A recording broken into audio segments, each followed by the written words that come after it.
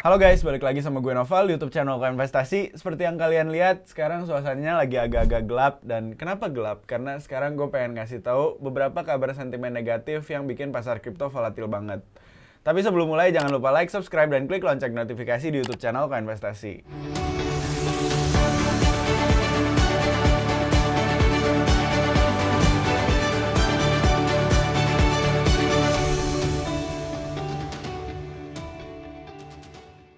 Jadi guys, dalam video kali ini gue pengen recap semua food atau kabar-kabar negatif yang beredar di pasar kripto dan kenapa menurut gue ini bakal bikin pergerakan harga mayoritas kripto itu volatil dalam beberapa minggu ke depan. Yang pertama guys, jadi sekarang Amerika udah publikasi data inflasi terbaru di mana sekarang katanya inflasi per tahunnya itu Juni 2021 sama Juni 2022 itu udah naik sekitar 9,1%. Inflasi itu lagi tinggi-tingginya karena ada kondisi makroekonomi yang lagi hancur banget, terus juga geopolitik yang lagi kacau, banyak yang konflik negara-negara, jadinya makanya banyak harga yang naik dan berujung pada inflasi yang juga naik. Karena kalau harga naik, orang-orang perlu keluarin duit lebih banyak buat bayar barang tersebut, jadinya jumlah uang beredar tambah banyak juga.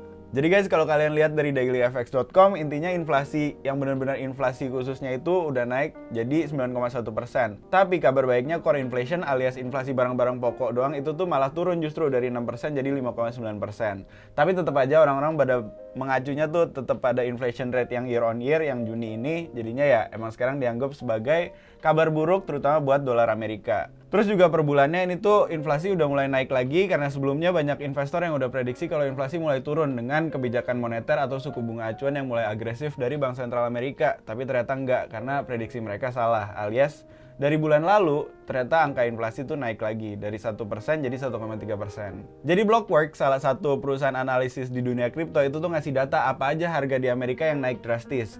Jadi nggak mengejutkan kalau misalnya ternyata yang paling tinggi naiknya yang mendorong inflasi itu adalah harga minyak. Dimana harga minyak itu katanya per tahun udah naik 98,5% alias hampir 100% harga minyak guys, bahan bakar gila. Terus juga gasolin itu udah naik 59,9% dan ternyata yang mengejutkan menurut gue itu adalah harga mobil baru juga ternyata naik. Jadi ada beberapa orang yang walaupun lagi krisis kayak gini tetap beli barang baru dan ya emang produksinya juga naik, tapi ada juga yang tetap beli, makanya harganya ikutan naik jadi sekitar 11,4%. Dan itu menurut gue bikin sekarang tuh perekonomian lagi terdisrupsi banget antara yang tajir semakin tajir dan yang miskin semakin miskin. Karena balik lagi kalau lihat dari data ini, food at home atau harga makanan itu juga naik sekitar 12,2%.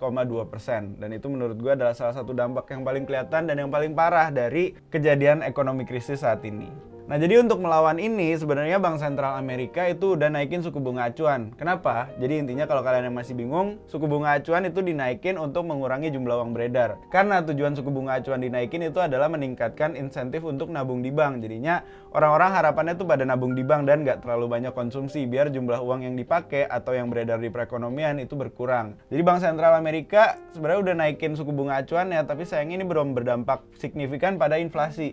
Karena balik lagi di dunia perekonomian itu ada dua kebijakan moneter yang dipegang sama bank sentral dan kebijakan fiskal yang dipegang sama pemerintah atau kementerian. Jadi intinya bank sentral tuh udah mencoba untuk mengurangi jumlah uang beredar, tapi kementerian alias kebijakan fiskal itu belum. Karena balik lagi guys, menurut gue pribadi, Joe Biden tuh masih pengen ngasih dana bantuan kepada orang-orang yang lagi kesulitan. Karena intinya ada trade off atau ada harus yang dikorbankan lah intinya, antara nyelamatin perekonomian sama nyelamatin masyarakat yang lagi kesulitan. Dan pemerintah masih milih untuk nyelamatin masyarakat yang masih kesulitan, terutama yang pengangguran dan yang pendapatannya rendah lah intinya. Nah ini kalau kalian lihat datanya, ini tuh terlihat di dailyfx.com juga yang dipublikasi sekitar 7 Juli 2022. Intinya sekarang continuing jobless claims sama initial jobless claims yang intinya adalah dana bantuan untuk para pengangguran itu masih meningkat. Jadinya tadi yang gue bilang di awal, suku bunga acuan udah dinaikin, tapi kebijakan fiskal belum membantu suku bunga acuan tersebut. Jadinya suku bunga acuan naik ngurangin jumlah uang beredar, tapi kebijakan fiskal justru ngasih dana bantuan yang alias nambahin jumlah uang beredar. Jadinya masih ada kayak sama aja bohong lah intinya. Kebijakannya nggak selaras antara pemerintah sama bank sentral di Amerika.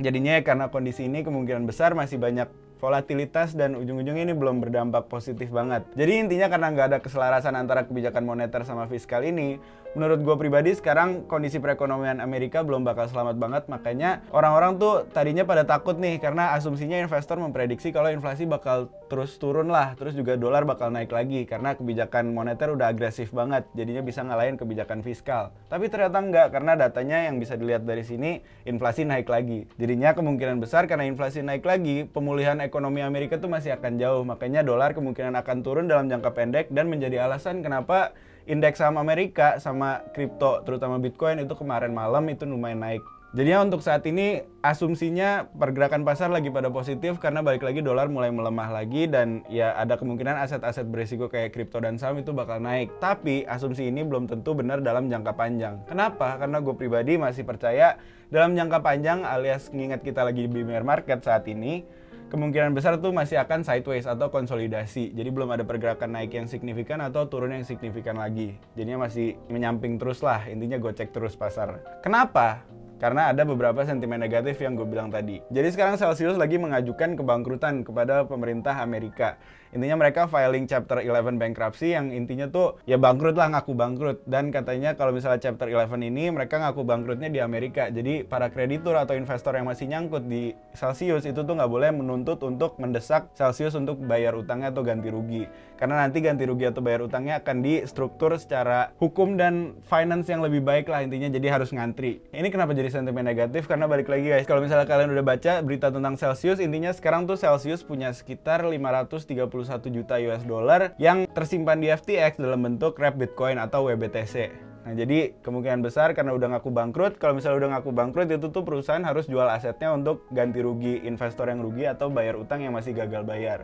Jadi buat kalian yang belum update berita Celsius kenapa ini sentimen negatif, karena balik lagi kalau misalnya suatu perusahaan udah ngaku bangkrut atau udah filing bankruptcy, mereka harus jual aset untuk ganti investor yang masih nyangkut dan kompensasi beberapa kreditur yang ngasih utang yang gagal bayar.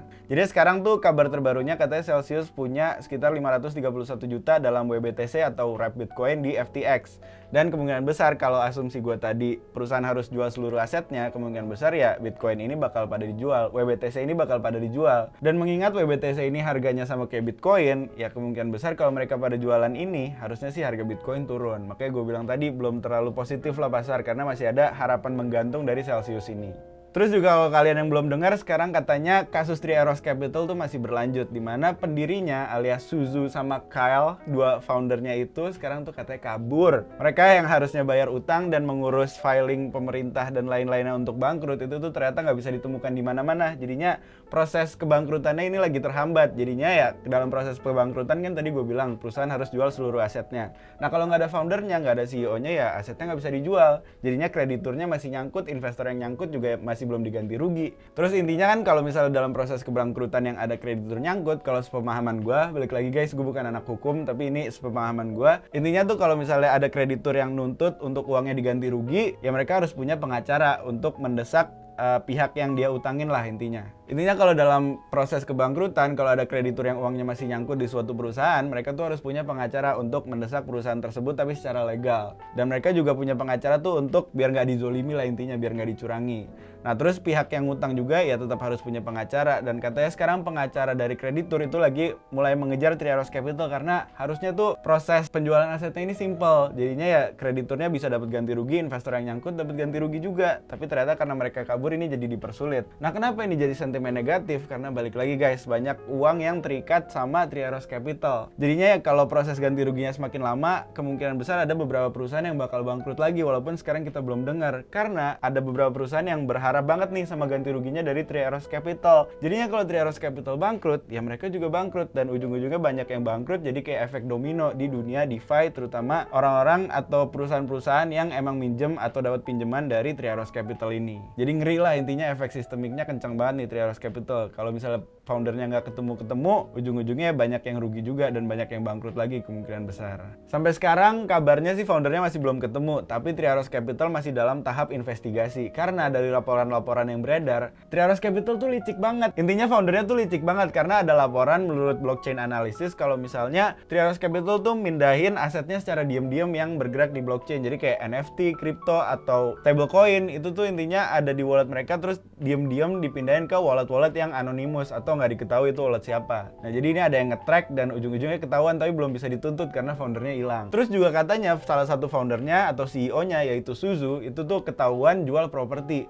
Kenapa? Karena kalau dari yang gue baca, kalau misalnya dia jual properti, berarti kekayaannya menurun. Dan gue nggak tahu ini properti atas nama Three Arrows Capital atau atas nama dia. Either way, atau keduanya pun ya nggak berpengaruh. Tapi intinya itu bakal menurunkan kekayaan dari Suzu dan Three Arrows Capital. Terus kalau misalnya kekayaan turun, ya kemungkinan besar ganti ruginya juga semakin kecil. Makanya ada kemungkinan besar dia jual propertinya untuk mengurangi ganti rugi atau tanggung jawab ganti ruginya. Terus juga ada kemungkinan besar kalau misalnya sekarang Suzu atau pendirinya ini lagi mindah-mindahin aset ke anak perusahaannya atau nyembunyiin asetnya lah biar nggak kehitung, jadinya ganti ruginya semakin kecil lagi. Jadi kenapa gue bilang ini licik, karena emang ya bisa dibilang licik banget emang pendirinya, karena udah dapat duit banyak, udah jadi perusahaan gede, tapi pas disuruh minta ganti rugi tanggung jawab malah kabur. Sampai sekarang masih belum diketahui, tapi kabar baiknya lembaga keuangan Singapura sekarang lagi dalam tahap investigasi lebih dalam terhadap Three Arrows Capital. Jadinya Monetary Authority of Singapore lagi mengejar kedua foundernya dan juga lagi meneliti lebih dalam kasus Three Arrows Capital ini. Nanti kalau misalnya ada update lebih lanjut, kalau misalnya kalian mau diupdate juga, langsung aja komen di video ini ya guys.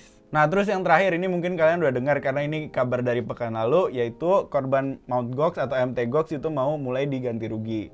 Nah ini katanya mau ganti ruginya tuh mulai Agustus sih, masih agak lama. Makanya ini agak ngegantung nih, karena kalau misalnya diganti rugi, mereka dapat pilihan mau diganti rugi dalam Bitcoin Cash atau dalam cash alias uang fiat. Nah kalau semuanya milih dalam uang fiat, sekarang tuh ada sekitar 142.000 Bitcoin yang intinya lagi nganggur untuk buat bayar ganti rugi ini. Dan kalau pada pengen diganti rugi dalam fiat, ya harusnya 142.000 Bitcoin ini, atau lebih tepatnya 141.686 Bitcoin ini ya bakal dijual untuk diubah ke cash, baru dikasih ke para kreditor atau investor yang minta ganti rugi. Jadinya kalau pada dijual ya kalian tahu sendirilah, ujung-ujungnya akan ada dam yang lumayan signifikan. Balik lagi nih, jumlahnya lumayan gede walaupun gak gede-gede banget, tapi ujung-ujungnya bisa bikin koreksi lagi. Makanya gue bilang kemungkinan besar sekarang masih pergerakannya volatil banget alias sideways. Terus sekarang foodnya juga lagi banyak beredar karena banyak influencer, salah satunya ada Crypto Whales yang lagi menyebarkan kemungkinan sentimen negatif dari kabar MT Gox ini. Ya jadi intinya kalau kalian yang lagi trading, hati-hati aja karena ada kemungkinan likuidasi yang sangat tinggi alias margin call yang kemungkinan bakal sering datang kalau kalian nggak hati-hati atau nggak teliti. Terus juga jangan lupa sama manajemen resiko kalian dan jangan serakah. Kalau misalnya ada yang ngomong Bitcoin bakal crash atau Bitcoin bakal naik, jangan langsung short atau jangan langsung long lah intinya. Termasuk gue yang ngomong karena gue juga bakal salah. Kemungkinan besar karena gue bukan dukun dan ini pernyataan gue pribadi dan bukan saran atau ajakan untuk investasi atau trading, karena gue juga bisa salah guys. Balik lagi, gue bukan dukun.